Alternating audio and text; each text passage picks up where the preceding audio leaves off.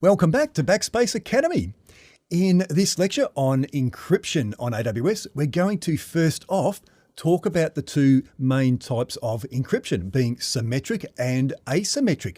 Then we'll look at how it applies when you connect using SSH to an EC2 instance. And then finally, we'll have a quick rundown of the key management service and how that works. Symmetric encryption is really easy to understand, and most people, this is their idea of encryption, is that you use a key to encrypt your data, and then you use the same key to decrypt that data. Now that requires whoever is sending that data to you and yourself to agree on the same key to use and to keep it safe and to keep it secret.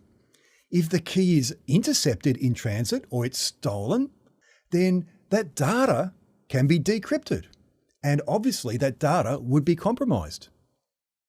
Asymmetric encryption, or public key encryption, has been developed to overcome the problem of keys being intercepted. So it uses a pair of keys. It uses a public key, and that is only to encrypt the data. And then you, the receiver of that data, have a private key, and that is used for decryption. And only you have that private key. And the public and the private key are mathematically linked to each other, but it is not possible to generate a private key from a public key if it is intercepted. So let's just think of asymmetric encryption as a two-way lock. So one key can turn the lock in one direction, and only another key can turn it in the other direction. So the public key on the left there, it will lock that lock. But you put the private key, it only turns one direction. It cannot lock that lock. But when you go to unlock that lock and you put your public key in, it doesn't work. It only works in one direction. And so you have to use your private key to unlock the lock. Asymmetric encryption means that anyone who has that public key can encrypt data for you. So you can send out that public key to as many transmitters as you want, and they can use that to encrypt data and send that data to you. But the private key is kept private. You and you alone have a copy of that because you are the only one that needs it, because you are the only one who will be decrypting that data. So if the public key is lost or it's intercepted in transit, it's not a problem.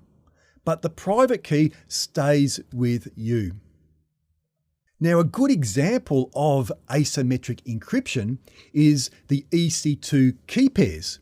So when you create an EC2 key pair and you get a PEM file to download, if you open up that file and have a look at it, it'll say private key. So that's what's happening, is that you're getting that private key and only you have that private key. So if you lose that PEM file, that private key, you can never, ever again connect to your EC2 instance. AWS support will not be able to help you because a private key is only ever kept with the receiver. And so that's why it is very important to manage your private keys to important EC2 instances very carefully. So when we establish SSH communications with an EC2 instance, we're going to need to have two keys. We're going to have a key pair, a public key, which is normally called our host key, and a private key, which will be the PEM file that we download. So what happens is that when we try and connect to an EC2 instance, the SSH client, which is ourselves on our side, initiates a session with that EC2 instance. When that occurs, a host key is supplied. The public key is supplied by the server, the EC2 instance. And then the SSH client can use asymmetric cryptography to verify the identity of that server. And so once that server's identity has been properly identified, then it is safe to establish communications between the two. And so at that point, The server will generate a symmetric key, a single key. It will no longer be asymmetric. And so what that means is that that same key that is agreed upon with the SSH client and the SSH server enables bidirectional encryption.